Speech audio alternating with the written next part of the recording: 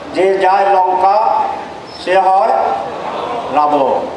আমাদের জুলাই বিপ্লবের পর ত্যাগ এবং রক্তের যে বর্ণনা হচ্ছে আমি সে বর্ণনা দিতে চাই না। আমরা এটা ভেবেছিলাম 54 বছরে নেতৃত্বের ব্যর্থতায় দেশ যে কঠিন পরিস্থিতির মাঝে পড়েছিল, জনগণের স্বতঃস্ফূর্ত ত্যাগ এবং আন্দোলনের মুখে তার শোচনীয় সমাপ্তি ঘটেছিল। একজন ব্যক্তির নেতৃত্বে একটি দল দেশ ছেড়ে ভারতে পালিয়ে যেতে বাধ্য হয়েছিল। সেখান থেকে জনগণের আন্দোলনের ফসল হিসাবে, বিপ্লবের চেতনার রেজাল্টের হিসাবে যাদেরকে আস্থা রেখে এই জাতি ক্ষমতায় বসিয়েছিল, আমরা আশা করেছিলাম কমপক্ষে তারা একটি নতুন যাত্রা শুরু করতে পারবে। কিন্তু যেটা বলেছিলাম, এখন দেখি ক্ষমতায় বসার পরে তারাও রাবণে পরিণত হয়েছে। এটা কি তাদের দুর্ভাগ্য না বাংলাদেশের মানুষের দুর্ভাগ্য? এটা একটা বিশ্লেষণের প্রয়োজন। তবে এটা নিঃসন্দেহে আমাদের জন্য, এই জাতির জন্য এক অত্যন্ত বেদনা। আমাদের জীবন দেওয়া শেষ হয় না, আমাদের রক্ত দেওয়া শেষ হয় না। আমরা বিজয়ের পর থেকে আবার সংগ্রামের স্লোগান দিতে হয়।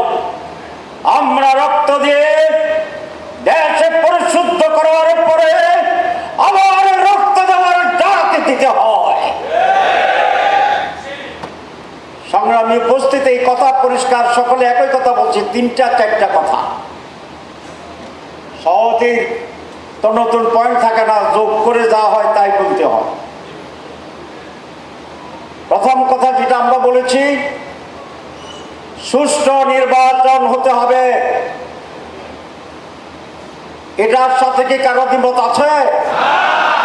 আমরা যখন বলি সুষ্ঠু, অবাধ, নিরপেক্ষ, উৎসবমুখর, জনগণের অংশগ্রহণমূলক নির্বাচন হতে হবে, তখন এক পক্ষ বলে তারা নির্বাচন চায় না। তাহলে তারাই কি নির্বাচন চায়? যারা নির্বাচন সুষ্ঠু এর বিরোধী, অবাধ নির্বাচন তার বিরোধী, রাতের ইলেকশনের পক্ষে, সুতরাং তারাই নির্বাচন নিয়ে ষড়যন্ত্র করছে, যারা সুষ্ঠু অবাধ নির্বাচন অনুষ্ঠানে বাধা তৈরি করছে। এই খেলা আর চলবে না। 2, আমরা বলেছি রিফর্ম করতে হবে, সংস্কার করতে হবে। মাননীয় প্রধান উপদেষ্টা বলছিলেন সংস্কার, দৃশ্যমান বিচার, তারপরে নির্বাচন। আমরা তো আপনার কথাই আছি। সংস্কারের জন্য আপনি কমিশন করেছেন, আমরা বসেছি বারবার, আমরা ঐকমত্যে পৌঁছেছি। এখন এটার বাস্তবায়ন, এটাই আপনার দায়িত্ব। আপনি বাস্তবায়ন না করে তারিখ ঘোষণা করে দিচ্ছেন। ভালো, তারিখের ব্যাপারে তো আমরা দ্বিমত পোষণ করছি না। আমি অনুরোধ করছি তারিখ আগাইয়া এটা 13 ডিসেম্বর করেন। জামাত ইসলামী স্যার আগামী 13 ডিসেম্বর 2025 নির্বাচন হোক। অসুবিধা আছে? আমাদের কোনো অসুবিধা নাই। ডিসেম্বরেও নাই, জানুয়ারিতে নাই, ফেব্রুয়ারিতে নাই, এপ্রিলে দিলেও কোনো অসুবিধা ছিল না। আমরা সবসময় নির্বাচনের জন্য প্রস্তুত। আপনি বলেছেন সংস্কারের পরে নির্বাচন, তাহলে এখন সংস্কার নিয়ে টাল বাহানা কেন? আমরা কি 30 দিন চড়ুইবাতি খেলতে গেছিলাম? এটা কি হাডুডু খেলা ছিল? খেলা ছিল? আমরা তো সিরিয়াসলি নিয়েছি। আপনি যদি খেলা মনে করে আমাদেরকে এনগেজ করেন, তাহলে আপনি ঠিক করেন নাই। আমারও ভালো শব্দ বলতে পারতাম, কিন্তু সোজা কইতেছি, মাগরিবের সময় হয়ে গেছে। যেই ব্যাপারে ঐকমত্য হয়েছে সেটি আপনাকে অবশ্যই বাস্তবায়ন করতে হবে নির্বাচনের পূর্বে। আর যদি যারা না করে, যারা সংস্কারের বিপক্ষে, এরা নির্বাচনের বিপক্ষে। যারা সংস্কারের বিপক্ষে তারা জেনেতন নির্বাচনের পক্ষে। যারা সংস্কারের বিপক্ষে, হাসিনা রাতেই শেষ করেছিল নির্বাচন, কতগুলো এমপি 900 বানিয়েছিল। এরা কি ছিল এমপি দিবা না এমপি 900? এমপি 900 বানিয়েছিল। আপনারা ভাবছেন আপনারা ফজরের পরে 8টার আগে সেই অবস্থায় চলে যাবেন, ভোট শেষ হয়ে যাবে। এটা হবে না, এটা হবে না।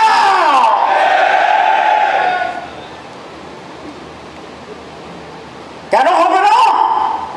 জনগণ, যে জনগণ আপনাদেরকে গদিতে বসাইছে, সেই জনগণ এখনো মরে নাই, চেতনা যায় নাই। অনেকে ভাবছেন আমরা বিভক্ত হয়ে গেছি আর চেতনা নাই। আছে, যদি না থাকতো শেখ হাসিনা টুস করছে আর 32 নম্বর শেষ, সব আবার এক হয়ে গেছে না? এইবারও পিআর যদি না দেন, সুষ্ঠু নির্বাচন যদি না করেন, পিআর তো আপনিই বলছেন প্রস্তাবে আপার হাউস লোক পিআর। আপার হাউস মানে কি? তাল গাছে পুরাটা, উপরেরটা হচ্ছে ফিয়া আপার হাউস। তো নিচেরটা যদি কিচ্ছু না হয় তো উপরে যাবেন কেমনি? কথা বোঝা গেছে? উপরেরটা ফিয়ার, নিচেরটা ডিয়ার। তো তাহলে উপরে ফিয়ারে যাইতে হলে নিচে তো ফিয়ার হইয়া বাইরে সেই বাইরে তো যাইতে হইবে। এই কথাটা ওনারা বোঝে না। এই মুহূর্তে দরকার পিআরের সরকার, এটা এখন স্লোগান। আর ওনারা বলে আমরা ডেমোক্রেসি বিশ্বাস করি। ডেমোক্রেসি মানে হচ্ছে অধিকাংশ মানুষের মত। তো পিআর তো 72% মত দিছে। তাহলে জনগণ পিআর বুঝে না? বুঝে না। না বুঝলে 72 দিছে কেমনি? না দিলে 39 দেয় নাই কেমনি? তাহলে বুঝে, তো বুঝে বুঝে তো 71 ভাগ দিছে। তো 71 ভাগ দিলে এটা মেজরিটি, এটা তো গণভোট। গণভোট হয়ে গেছে পিআরের ব্যাপারে। আর যদি আইনি ভিত্তিতে জানে এটা গণভোটটা হয়েছে, তবে এরকম হয়েছে যেরকম এই সরকার আপাতত সংস্কার হয়েছে বলতেছে, গণভিত্তি হবে। পিআরও হয়েছে, সংস্কারও হয়েছে, দুইটা কোনো আইনগত ভিত্তি হয়। এই জন্য পিআরকেও গণভোটে দেন, সংস্কারকেও গণভোটে দেন, নির্বাচন কয় তারিখে হবে এটাও গণভোটে দেন। সবটা মিলে একটা প্যাকেজ গণভোট করেন। জনগণ যাহা বলিবে আমরা তাহাই মানিয়ে নিব। আমরা কি ডেমোক্রেসির কথা বলছি না স্বৈরতন্ত্রের কথা বলছি? ডেমোক্রেসি। আর যারা মেজরিটিকে না মেনে ক্ষমতায় যেতে চায়, এটার নাম কি? ফ্যাসিবাদ, স্বৈরাচার। আমাদের বন্ধুরা যখন বলে যে আমরা ক্ষমতায় গিয়ে এটা পূরণ করব, তখন আমি খুব ভয় পাই। কেন ভয় পাই? আপনারা যে ক্ষমতায় যাবেন এই গ্যারান্টি পেলেন কোথায়? এই গ্যারান্টি তো হাসিনা পাইছিল। হাসিনা আগেও জানতো ভোট ছাড়া আমি এমপি, আমি সরকার, সেটা সেই জন্য সে আগে বলে দিতে 41 পর্যন্ত সে প্ল্যানিং ঘোষণা করে দিছে। তাহলে আপনারা যে যাইবেন, যাইয়া করবেন, এই গ্যারান্টি কোথায় পেলে? এখানে ষড়যন্ত্রের গন্ধ পাওয়া যায়,